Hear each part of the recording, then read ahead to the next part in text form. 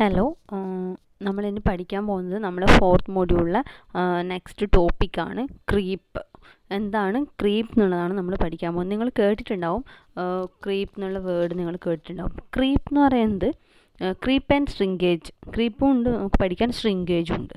Shrinkage എന്ന് വെച്ചാൽ നമ്മളെ വോളിയത്തിലുണ്ടാകുന്ന ചേഞ്ച്, വോളിയമെട്രിക് ചേഞ്ച് ആണ് ഡ്യൂ ടു ലോഡ് ആക്ട് ചെയ്യുമ്പോൾ, നമ്മുടെ കോൺക്രീറ്റ് സ്ട്രക്ചറിൽ ലോഡ് ആക്ട് ചെയ്യുമ്പോൾ അതിൽ വോളിയം ചേഞ്ച് ഉണ്ടാവും.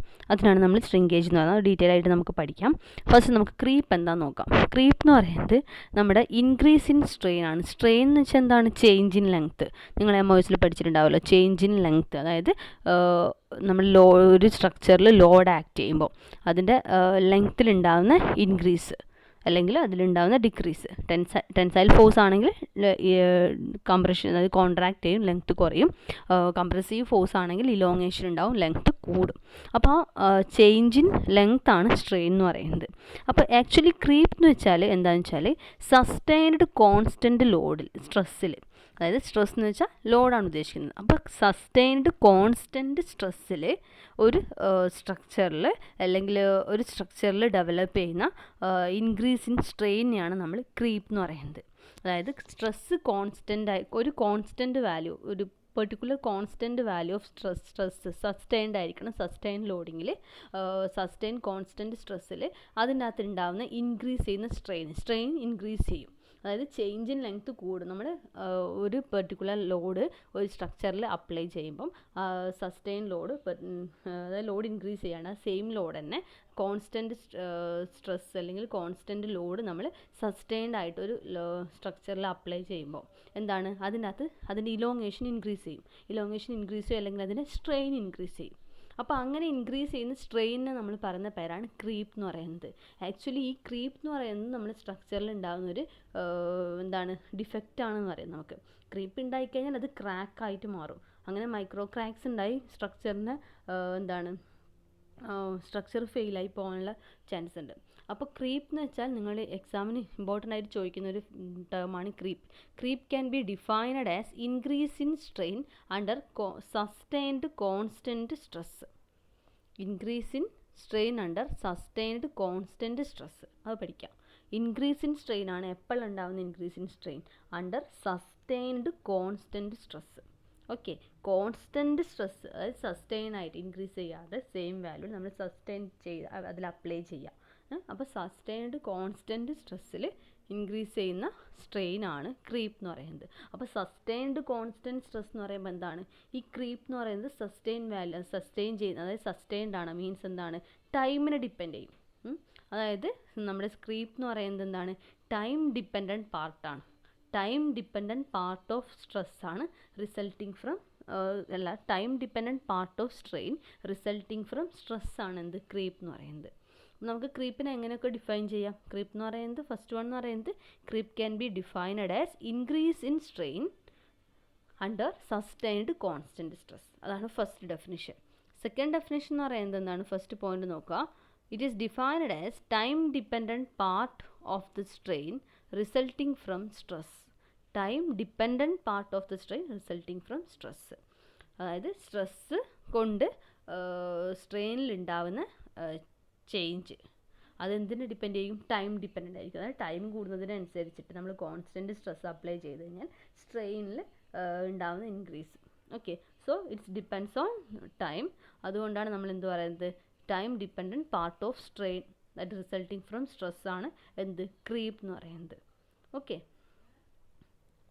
പിന്നെന്താ? The gradual increase in strain without increase in stress is due to creep. അതായത് സ്ട്രെയിനിൻ്റെ അകത്ത് ഉണ്ടാകുന്ന ഗ്രാജുവൽ ഇൻക്രീസ് എന്തുകൊണ്ടാണ്? സ്ട്രെസ്സിൻ്റെ വാല്യൂ കോൺസ്റ്റൻ്റ് ആണ്. സ്ട്രെസ് വാല്യൂ ഇൻക്രീസ് ചെയ്യാതെ തന്നെ നമുക്കറിയാം. നമ്മൾ സ്ട്രെസ് സ്ട്രെയിൻ ഗ്രാഫ് പഠിച്ചിട്ടുണ്ട് കോൺക്രീറ്റിൻ്റെ. എന്താണ്? സ്ട്രെസ് ഇൻക്രീസ് ചെയ്യുമ്പോൾ സ്ട്രെയിനും ഇൻക്രീസ് ചെയ്യും. പക്ഷേങ്കിൽ ക്രീപ്പ് എന്ന് വെച്ചാൽ എന്താണ് പറയുന്നത്?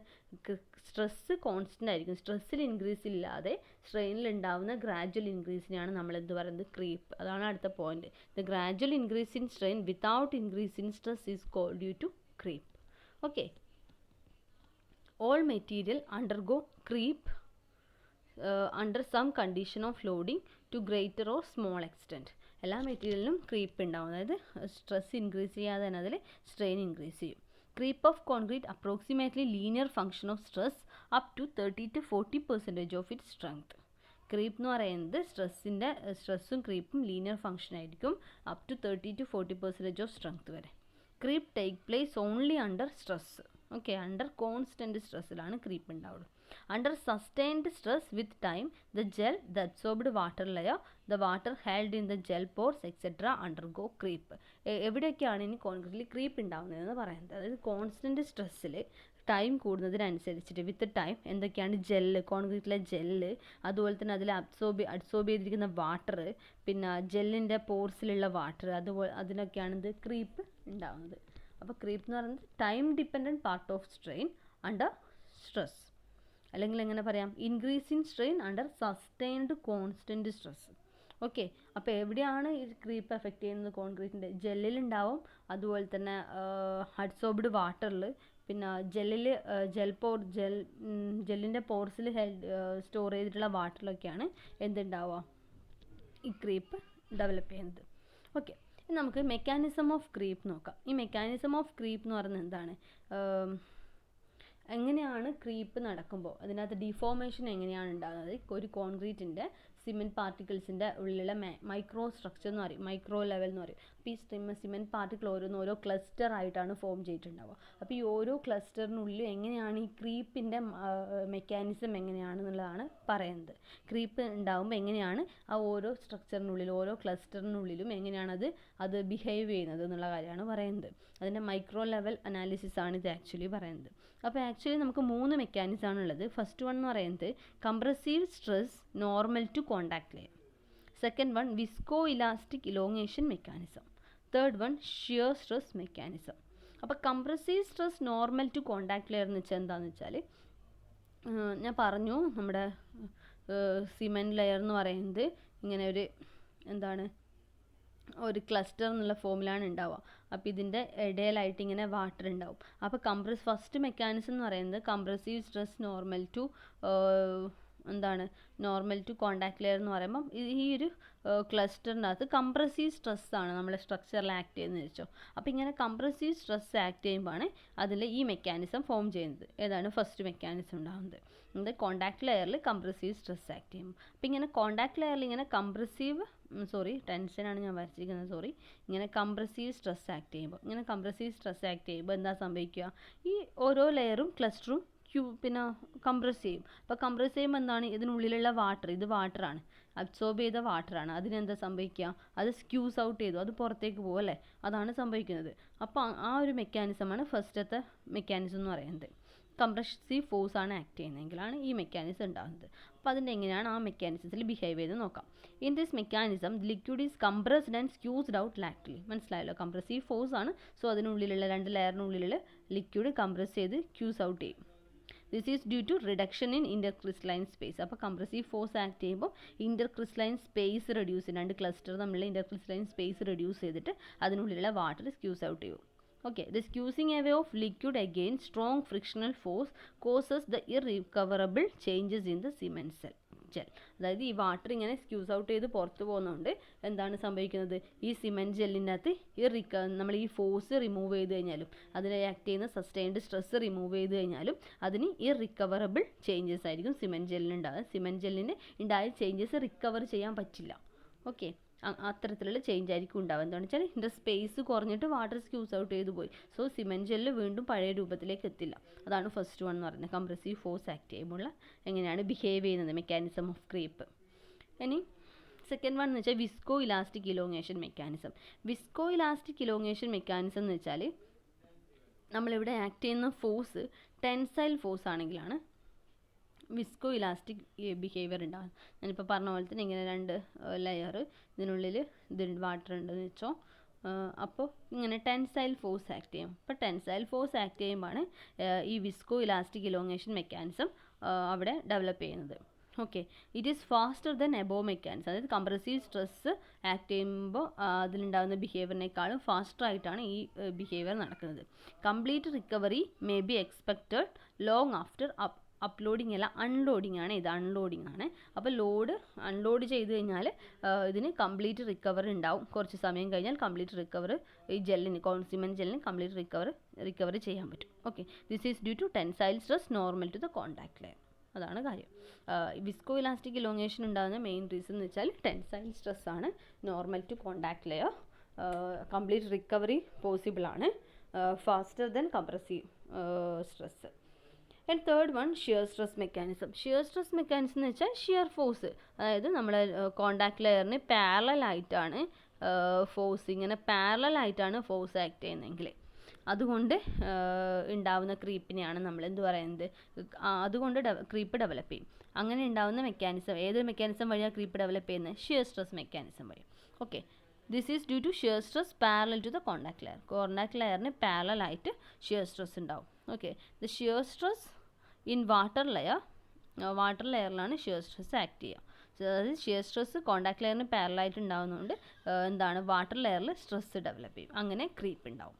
Okay, all these mechanisms are governed by movement or migration of the various types of water held.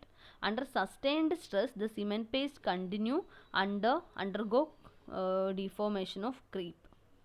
This creep deformation at the discontinuities cause growth of micro cracks. അതായത് ഏത് ലോഡാണ് നമ്മൾ സ്ട്രക്ചറിൽ കംപ്രസീവ് ഫോഴ്സ് ആണെങ്കിൽ first mechanism ഉണ്ടാവും, tension ആണെങ്കിൽ second mechanism, shear force ആണെങ്കിൽ പാരലായിട്ടാണ് force act ചെയ്യുന്നതെങ്കിൽ shear stress mechanism develop ചെയ്യും.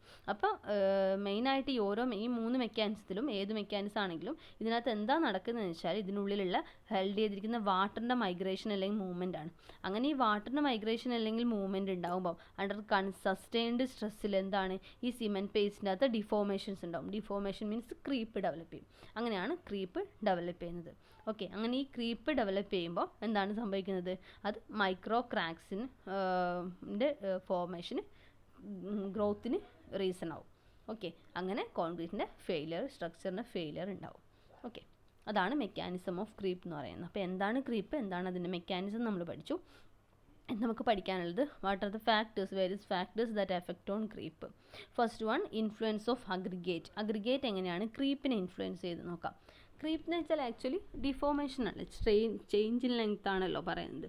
അപ്പോൾ എന്താണ്, സ്ട്രോങ് അഗ്രിഗേറ്റ് ആണെങ്കിൽ, നല്ല സ്ട്രെങ്ത് ഉള്ള അഗ്രിഗേറ്റ് ആണെങ്കിൽ എന്താ സംഭവിക്കുക, അതിന് ഡിഫോർമേഷൻസ് അല്ലെങ്കിൽ ഡിഫോർമേഷൻ ഉണ്ടാവാനുള്ള ചാൻസസ് കുറവായിരിക്കും അല്ലേ. സോ അതിന് ക്രീപ്പ് കുറവാണെന്ന് നമുക്ക് പറയാം അല്ലേ. അപ്പോൾ എങ്ങനെയാണ് അഗ്രിഗേറ്റ് ഇൻഫ്ലുവൻസ് ചെയ്യുന്നത് നോക്കാം. Aggregate undergo very little creep. അഗ്രിഗേറ്റിന് എന്താണ്, ക്രീപ്പ് കുറവായിരിക്കും. Stronger aggregate the more is the restraining effect and hence the less is the magnitude of creep. മനസ്സിലായോ? അഗ്രിഗേറ്റിന് പൊതുവേ ക്രീപ്പ് കുറവായിരിക്കും, അത് സ്ട്രോങ് ആയതുകൊണ്ട്. ഇനി നല്ല സ്ട്രെങ്ത് ഉള്ള സ്ട്രോങ്ങർ അഗ്രിഗേറ്റ് ആണ് നമ്മൾ യൂസ് ചെയ്തെങ്കിൽ അതിൻ്റെ അകത്ത് എന്താണ്, ഡിഫോർമേഷൻ ഉള്ള എന്താണ് അതിനുണ്ടാകുന്ന റീസ്ട്രെയിനിങ് എഫക്റ്റ്, ഡിഫോർമേഷൻ കുറവായിരിക്കും, അതായത് റീസ്ട്രെയിനിങ് എഫക്റ്റ് കൂടുതലായിരിക്കും സ്ട്രെങ്ത് കൂടുമ്പോൾ. അതുകൊണ്ട് തന്നെ മാഗ്നിറ്റ്യൂഡ് ഓഫ് ക്രീപ്പും റെഡ്യൂസ് ചെയ്യും. അപ്പോൾ സ്ട്രോങ്ങർ അഗ്രിഗേറ്റ് ആണെങ്കിൽ മാഗ്നിറ്റ്യൂഡ് ഓഫ് ക്രീപ്പ് റെഡ്യൂസ് ചെയ്യാൻ പറ്റും. If the aggregate have higher modulus of elasticity, then creep is less. Modulus of elasticity കൂടുതലാണെങ്കിലും അഗ്രിഗേറ്റിൻ്റെ എന്തായിരിക്കും, ക്രീപ്പ് കുറവായിരിക്കും. അതുപോലെ തന്നെ grading, texture, shape and size of aggregate also affect the creep. അഗ്രിഗേറ്റിൻ്റെ size, അതിൻ്റെ shape, അതിൻ്റെ texture, അതിൻ്റെ ഗ്രേഡിങ്, അതൊക്കെ എന്തിനെ എഫക്റ്റ് ചെയ്യും, കോൺക്രീറ്റിൻ്റെ ക്രീപ്പിനെ എഫക്റ്റ് ചെയ്യും. പിന്നെ light weight aggregate show higher creep than normal concrete. Light weight aggregate use ചെയ്തിട്ട് നമ്മൾ കോൺക്രീറ്റ് കൺസ്ട്രക്ട് ചെയ്ത് കഴിഞ്ഞാൽ, കോൺക്രീറ്റ് സ്ട്രക്ചർ കൺസ്ട്രക്ട് ചെയ്ത് കഴിഞ്ഞാൽ അതിനായിരിക്കും ഹയർ എന്താണ്, ലൈറ്റ് വെയ്റ്റ് അഗ്രിഗേറ്റ് യൂസ് ചെയ്തിട്ട് കൺസ്ട്രക്ട് ചെയ്ത സ്ട്രക്ചറിനായിരിക്കും ഹയർ ക്രീപ്പ് ഉണ്ടാവുക കമ്പയർ ടു നോർമൽ കോൺക്രീറ്റിനെ കമ്പയർ ചെയ്യുമ്പോൾ.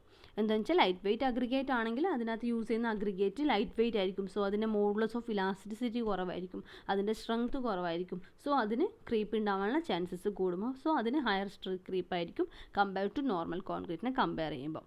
അപ്പോൾ എങ്ങനെയാണ് ഇൻഫ്ലുവൻസ് ഓഫ് അഗ്രിഗേറ്റ് എന്ന് മനസ്സിലായിട്ടുണ്ടാവും എന്ന് വിചാരിക്കുന്നത്. അഗ്രിഗേറ്റിന് പൊതുവെ ക്രീപ്പ് കുറവായിരിക്കും സ്ട്രോങ് ആയതുകൊണ്ട്. സോ സ്ട്രോങ്ങർ അഗ്രിഗേറ്റ് യൂസ് ചെയ്ത് കഴിഞ്ഞാൽ ക്രീപ്പ് കുറക്കാൻ പറ്റും. ഓക്കെ, അതുപോലെ തന്നെ ഹയർ മോഡുലസ് ഓഫ് ഇലാസ്റ്റിസിറ്റി ഉള്ള അഗ്രിഗേറ്റ് യൂസ് ചെയ്ത് കഴിഞ്ഞാൽ ക്രീപ്പ് റെഡ്യൂസ് ചെയ്യാൻ പറ്റും. ലൈറ്റ് വെയ്റ്റ് അഗ്രിഗേറ്റിന് ക്രീപ്പ് കൂടുതലാണ്. അതാണ് first point factor. Second one mix proportion. Mix proportion എന്ന് വെച്ചാൽ എന്താണ്? The amount of cement paste and it's quality is one of the most important factor influencing the creep. Poor paste structure undergo higher creep, that is creep increases with increase in water cement ratio. അതായത് അഗ്രിഗേറ്റിനകത്ത് നമ്മൾ സിമെൻറ്റിൽ use ചെയ്യുന്ന കോൺക്രീറ്റിൽ use ചെയ്യുന്ന cement പേസ്റ്റിൻ്റെ എമൗണ്ടും എന്തിനെ depend ചെയ്യുന്നുണ്ട്? ക്രീപ്പിനെ depend ചെയ്യുന്നുണ്ട്. ആ cement paste poorer paste ആണെങ്കിൽ, poorer paste അല്ലെങ്കിൽ ലീനർ മിക്സ് എന്ന് നമുക്ക് പറയും. പുവർ പേസ്റ്റ് എന്ന് ഉദ്ദേശിക്കുന്നതാണ് അതിനകത്തുള്ള സിമെൻറ്റ് കണ്ടൻറ്റ് കുറവാണ്. അപ്പോൾ സിമെൻറ്റ് കണ്ടൻറ്റ് കുറയുമ്പം അതിൻ്റെ സ്ട്രെങ്ത്ത് കുറയും. മീൻസ് അതിൻ്റെ ലോഡ് സിമെൻറ്റ് കണ്ടൻറ്റ് കുറയുമ്പോൾ അതിൻ്റെ സ്ട്രെങ്ത്ത് കുറയും. അതായത് ഡിഫോർമേഷൻസ് ഉണ്ടാവും കൂടുതലായിട്ട്. സോ അതിന് ഹയർ ക്രീപ്പ് ആയിരിക്കും. അതാണ് ഇവിടെ പറയുന്നത്. Poor paste structure undergo higher creep. The creep increases with increase in water cement ratio. Water cement ratio കൂടുമ്പം, വാട്ടർ സിമെൻറ്റ് റേഷ്യോ ഇൻക്രീസ് ചെയ്യുമ്പം ക്രീപ്പും ഇൻക്രീസ് ചെയ്യും. വാട്ടർ സിമെൻറ്റ് റേഷ്യോ ഇൻക്രീസ് ചെയ്യുക എന്ന് വെച്ചാൽ എന്താണ്? സിമെൻറ്റ് കണ്ടൻറ്റ് കുറയുക, അതായത് പുവർ പേസ്റ്റ് ആവുക. സിമെൻറ്റ് കണ്ടൻറ്റ് കുറയുക എന്ന് വെച്ചാൽ ലീൻ മിക്സ് ആവുക, പുവർ പേസ്റ്റ് ആവുക. അപ്പോൾ സിമെൻറ്റ് കണ്ടൻറ്റ് കുറയുമ്പം എന്ത് സംഭവിക്കും? അവിടെ വാട്ടർ സിമെൻറ്റ് റേഷ്യോ കൂടും. സോ വാട്ടർ സിമെൻറ്റ് റേഷ്യോ കൂടുമ്പോൾ ക്രീപ്പ് കൂടും. അതാണ് സംഭവം. വാട്ടർ സിമെൻറ്റ് റേഷ്യോ കൂടുമ്പം ക്രീപ്പ് കൂടുമെന്ന് പറയുമ്പോൾ എന്താണ്? സിമെൻറ്റ് കണ്ടൻറ്റ് കുറയാണ് ചെയ്യുന്നത്. സിമെൻറ്റിൻ്റെ എമൗണ്ട് കുറയും. സിമെൻറ്റിൻ്റെ എമൗണ്ട് കുറയുമ്പോൾ ഈ വാട്ടർ സിമെൻറ്റ് റേഷ്യോ കൂടുന്നത്. അതുകൊണ്ട് ക്രീപ്പ് കൂടുതലായിരിക്കും. അതാണ് മിക്സ് പ്രപ്പോർഷൻ എന്ന് പറയുന്നത്. ഇനി influence of cement paste content. Cement paste content പറഞ്ഞ കാര്യം തന്നെ. സിമെൻറ്റ് പേസ്റ്റ് എത്ര മാത്രം സിമെൻറ്റ് പേസ്റ്റ് ഉണ്ട്, എത്ര വോളിയം സിമെൻറ്റ് പേസ്റ്റ് ഉണ്ട്, അതെന്തിനെ ഡിപ്പെൻഡ് ചെയ്യും? ക്രീപ്പിനെ ഡിപ്പെൻഡ് ചെയ്യും. സിമെൻറ്റ് പേസ്റ്റിൻ്റെ വോളിയം കുറയുമ്പം ക്രീപ്പ് കൂടും. Cement paste volume is influenced by aggregate content of the mix. Greater the aggregate content lower the cement paste content. Aggregate content കൂടുതലാണെങ്കിൽ സിമെൻറ്റ് പേസ്റ്റ് കണ്ടൻറ്റ് കുറയും. സോ ക്രീപ്പ് കൂടുന്നു നമുക്ക് അങ്ങനെ പറയാം. ഇനി അടുത്തത് ഇൻഫ്ലുവൻസ് ഓഫ് ഏജ്. ഏജ് എങ്ങനെ influence ചെയ്യുന്നത്? ഏജ് കൂടുമ്പോൾ എന്താണ്? ക്രീപ്പ് കുറയാണ് ചെയ്യുന്നത്. Increase in age cause less creep. Moisture content of the concrete being different at different age also influences the magnitude of creep. Increasing age കൂടുമ്പം, കോൺക്രീറ്റിൻ്റെ age കൂടുമ്പോൾ അതിൻ്റെ modulus of elasticity നമ്മൾ പറയേണ്ടത് കൂടുന്നതാണ് പറഞ്ഞിരിക്കുന്നത്. അപ്പോൾ മോഡുലസ് ഓഫ് ഇലാസ്റ്റിറ്റി കൂടുമ്പം creep കുറയും. So increasing age കൂടുമ്പോൾ അതിൻ്റെ ക്രീപ്പ് ആക്ച്വലി കുറയാണ് ചെയ്യുന്നത്. ഓക്കെ, ഇതൊക്കെയാണ് factors. First influence of aggregate, then mix proportion, then cement paste content, then influence of age. ഇനി അടുത്തത് എഫക്റ്റ് ഓഫ് ക്രീപ്പ്. ക്രീപ്പ് സംഭവിച്ചാൽ ഒരു സ്ട്രക്ചറിൽ ക്രീപ്പ് ഉണ്ടായിക്കഴിഞ്ഞാൽ അതെങ്ങനെയാണ് എഫക്റ്റ് ചെയ്യുന്നത്, ഓരോ സ്ട്രക്ചറിനെ എങ്ങനെ എഫക്റ്റ് ചെയ്യുന്നത് നോക്കാം. Magnitude of creep is depend on many factors like time and level of stress. നമ്മൾ പറഞ്ഞു ടൈം ഇൻഡിപെൻഡൻറ്റ് ഫാക്ടറാണ് ക്രീപ്പ് എന്ന് പറയുന്നത്. സോ ടൈമും എത്രമാത്രം സ്ട്രെസ് അതിൽ ആക്ട് ചെയ്യുന്നുണ്ട് അതാണ് അതിൻ്റെ മാഗ്നിറ്റ്യൂഡ് ഓഫ് ക്രീപ്പിനെ ഡിപ്പെൻഡ് ചെയ്യുന്നത്. അപ്പോൾ ഫസ്റ്റ് എങ്ങനെയാണ് റീഇൻഫോഴ്സ്ഡ് കോൺക്രീറ്റ് സ്ട്രക്ചറിൽ എഫക്റ്റ് ചെയ്യുന്നത് നോക്കാം. In reinforced concrete beam creep increases the deflection with time and may be a critical consideration in design. അതായത് RCC സ്ട്രക്ചറിനകത്ത്, RCC ബീമിൻ്റെ അകത്ത് എന്താ സംഭവിക്കുന്നത്? ക്രീപ്പ് ഉണ്ടാകും. അതിൽ ക്രീപ്പ് സംഭവിച്ചു കഴിഞ്ഞാൽ എന്താണ്? അതിന് ഡിഫ്ലക്ഷൻ കൂടും. ആ സ്ട്രക്ചറിന് ഡിഫ്ലക്ഷൻ കൂടും. അപ്പോൾ ഡിഫ്ലക്ഷൻ കൂടുമ്പോൾ എന്താണ്? അതിൻ്റെ ഫെയിലിയർ ഉണ്ടാവും. സോ ഡിസൈൻ ചെയ്യുമ്പോൾ നമ്മൾ ഇതുകൂടി കൺസിഡർ ചെയ്യണമെന്നാണ് പറയുന്നത്. ഓക്കെ, ടൈമിനനുസരിച്ച് ക്രീപ്പ് കൂടുമ്പം ഡിഫ്ലക്ഷൻ കൂടും. ഓക്കെ, ഇനി in reinforced concrete column creep property of concrete is useful. It cannot be deform independent of steel's reinforcement. There will be a gradual transfer of stress from concrete to steel. The extra load in the steel is required to be shared by concrete, and this situation results in employment and development of full strength of steel concrete. അതായത് reinforced കോളത്തിനകത്ത്, RCC കോളത്തിൽ, ബീമിൻ്റെ കേസിൽ നമ്മൾ പറഞ്ഞു creep കൂടുമ്പോൾ deflection കൂടും. എന്നാൽ കോളത്തിൻ്റെ കേസിൽ എന്താണ്? കോളത്തിൻ്റെ കേസിൽ നമ്മൾ creep property of concrete is useful. Cannot be deform independent of steel reinforcement. അതായത് കോൺക്രീറ്റിനകത്ത് ക്രീപ്പ് ഉണ്ടായിക്കഴിഞ്ഞാൽ അത് എന്താ സംഭവിക്കുക വെച്ചാൽ, കോൺക്രീറ്റിനകത്ത് ക്രീപ്പ് ഉണ്ടാവും മീൻസ് കോൺക്രീറ്റ് ലോഡ് കുറേ വരുമ്പോൾ അല്ലേ, അപ്പോൾ ആ കോൺക്രീറ്റിൽ കുറേ സ്ട്രെസ് അല്ലെ ലോഡ് വരുമ്പോൾ അതെന്ത് സംഭവിക്കും? അത് സ്റ്റീൽ റീഇൻഫോഴ്സ്മെൻറ്റിൻ്റെ അകത്തേക്ക് ആ വരുന്ന സ്ട്രെസ്സിനെ അല്ലെങ്കിൽ ലോഡിനെ ഗ്രാജ്വലി ട്രാൻസ്ഫർ ചെയ്യും. ഓക്കെ, അങ്ങനെ ലോഡ് സ്റ്റീലിലേക്ക് ട്രാൻസ്ഫർ ചെയ്യുമ്പോൾ എന്താണ് സംഭവിക്കുന്നത്? അവിടെ ആക്ച്വലി സ്റ്റീലും ലോഡ് എടുക്കാൻ തുടങ്ങും. അങ്ങനെ സ്റ്റീലും കോൺക്രീറ്റും രണ്ടും ലോഡ് എടുക്കും. എന്നിട്ട് എക്സ്ട്രാ ലോഡ് വരുമ്പോഴാണ് കോളത്തിൻ്റെ അത് എന്ത് സംഭവിക്കുക? ക്രീപ്പ് ഉണ്ടാവുന്നത്. അപ്പോൾ എന്താണ് സംഭവിക്കുന്നത്? സ്റ്റീലും കോൺക്രീറ്റും അതിൻ്റെ ഫുൾ സ്ട്രെങ്ത്തിൽ development of full strength of steel and concrete ആണ് ആക്ച്വലി നമ്മൾ RCC കോളത്തിൽ സംഭവിക്കുന്നത്. ഓക്കെ, ഇനി തേർഡ് പോയിന്റ് എന്ന് പറയുന്നത് in eccentrically loaded column creep increases the deflection and can load to buckle. അതായത് എക്സെൻട്രിക്കലി ലോഡഡ് കോളാണെങ്കിൽ ക്രീപ്പ് സംഭവിക്കുമ്പോൾ ആ കോളത്തിൻ്റെ ഡിഫ്ലക്ഷൻ ഇൻക്രീസ് ചെയ്യും. അപ്പോൾ കോളത്തിൻ്റെ ഡിഫ്ലക്ഷൻ മീൻസ് അതിൻ്റെ ബക്ലിംഗ് ഉണ്ടാവും അല്ലേ. അപ്പോൾ എക്സെൻട്രിക്കലി ലോഡഡ് കോളത്തിൽ ക്രീപ്പ് എന്തിന് കോസ് ആവും? അതിൻ്റെ ബക്ലിങ്ങിന് കാരണമാവും creep. In case of statically indeterminate structure, beam, junction etc., creep may release the stress concentration induced by shrinkage, temperature or movement of support. Statically indeterminate സ്ട്രക്ചറിൻ്റെ കേസിൽ ക്രീപ്പ് ഉണ്ടായിക്കഴിഞ്ഞാൽ എന്താണ്? അത് ഷ്രിങ്കേജോ അല്ലെങ്കിൽ ടെമ്പറേച്ചറോ അല്ലെങ്കിൽ മൂവ്മെൻറ്റോ സപ്പോർട്ടോ കൊണ്ട് അതിൽ കോൺസെൻട്രേറ്റ് ചെയ്യുന്ന സ്ട്രെസ്സിനെ റിലീവ് ചെയ്യാൻ ക്രീപ്പ് ഹെൽപ്പ് ചെയ്യും. അതായത് ക്രീപ്പ് സ്ട്രെയിൻ ഇൻക്രീസ് ചെയ്യാൻ മീൻസ് ലെങ്ത് ഇൻക്രീസ് ചെയ്യും. സോ അതിൽ ഡെവലപ്പ് ചെയ്യുന്ന സ്ട്രെസ്സിനെ റിലീവ് ചെയ്യാൻ പറ്റും സ്റ്റാറ്റിക്കലി ഇൻഡിറ്റർമിനേറ്റ് സ്ട്രക്ചറിൽ. Next point, creep also reduces the internal stresses due to non-uniform load or restrained shrinkage. Non uniform load അല്ലെങ്കിൽ എന്താണ് റീസ്ട്രെയിൻഡ് ശ്രിങ്കേജ് കൊണ്ട് എന്ത് റെഡ്യൂസ് ചെയ്യാൻ പറ്റും? Internal stress, creep internal stress reduce ചെയ്യാൻ പറ്റും. അതായത് ശ്രിങ്കേജ് കൊണ്ട് അല്ലെങ്കിൽ റീസ്ട്രെയിൻഡ് നോൺ യൂണിഫോം ലോഡ് ഒരു സ്ട്രക്ചറിൽ ആക്ട് ചെയ്യുന്നതുകൊണ്ട് ആ ഒരു പെർട്ടിക്കുലർ സ്ട്രക്ചറിൽ ഡെവലപ്പ് ചെയ്യുന്ന ഇൻറ്റേർണൽ സ്ട്രെസ് ഉണ്ടല്ലോ അതിനെ റെഡ്യൂസ് ചെയ്യാൻ, റിലീവ് ചെയ്യാൻ നമുക്ക് ക്രീപ്പ് ഹെൽപ്പ് ചെയ്യും. Okay, in mass concrete structures such as dam, creep may be the cause of cracking in the interior of the dam. Creep may also cause the volume change. Creep എന്ന് പറയുന്നത് volume ചേഞ്ചിന് കാരണമാവും, അതായത് സ്ട്രിങ്കേജിന് lead ചെയ്യും. അതുപോലെ തന്നെ mass concrete സ്ട്രക്ചറിനകത്ത് cracks ഉണ്ടാവാൻ, ഡാമിൻ്റെ ഇൻറ്റീരിയറിൽ cracks ഉണ്ടാവാനുള്ള മെയിൻ റീസൺ എന്ന് പറയുന്നത് ഈ ക്രീപ്പാണ്. ഓക്കെ, അപ്പോൾ ഇതൊക്കെയാണ് ക്രീപ്പ് എന്നുള്ള ടോപ്പിക്കിൽ നമുക്ക് പഠിക്കാനുള്ളത്. എന്ന് വെച്ചാൽ ക്രീപ്പ് എന്ന് പറയുന്നത് എന്താണ്? ക്രീപ്പ് ടൈം ഡിപ്പെൻഡൻറ്റ് ഫാക്ടറാണ് ക്രീപ്പ് എന്ന് പറയുന്നത്. അതിൻ്റെ മെക്കാനിസം എന്താണ്, എന്തൊക്കെയാണ് ഇൻഫ്ലുവൻസ് ചെയ്യുന്ന ഫാക്ടർ, അതിനകത്തിൻ്റെ എഫക്റ്റ് എന്ന് പറയുമ്പോൾ RCC സ്ട്രക്ചറിനകത്ത് എന്താണ് അതിൻ്റെ ഡിഫ്ലക്ഷൻ കൂടാൻ കാരണമാവും. പിന്നെ മാസ് കോൺക്രീറ്റ് സ്ട്രക്ചർ ഡാമിൻ്റെ അതൊക്കെ എന്താണ് ഇൻറ്റീരിയർ ക്രാക്സ് ഡെവലപ്പ് ചെയ്യാൻ കാരണമാവും. പിന്നെ ഇൻറ്റേർണൽ സ്ട്രെസ്സസ് റെഡ്യൂസ് ചെയ്യാൻ പറ്റും. പിന്നെ അതുപോലെ തന്നെ വോളിയം ചേഞ്ചിന് മെയിൻ കോസസ് എന്ന് പറയുന്നത് ക്രീപ്പാണ്. ഇതൊക്കെയാണ്. പിന്നെ എക്സെൻട്രിക്കലി ലോഡഡ് കോളത്തിൻ്റെ കേസിൽ ബക്ലിങ്ങിന് കാരണമാവുന്ന ക്രീപ്പുണ്ട്. അപ്പോൾ ഇതൊക്കെയാണ് ക്രീപ്പിൻ്റെ എഫക്റ്റ് എന്ന് പറയുന്നത്. ഓക്കെ, അപ്പോൾ ക്രീപ്പ് എന്നുള്ള ടോപ്പിക്കിൽ നമുക്ക് ഓവറോളായിട്ട് ഇത്രയേ പഠിക്കാനുള്ളൂ. ഇനി നമുക്ക് അടുത്തത് ശ്രിങ്കേജ് ആണ്, അത് നെക്സ്റ്റ് വീഡിയോയിൽ ഡിസ്കസ് ചെയ്യാം. Okay, thank you.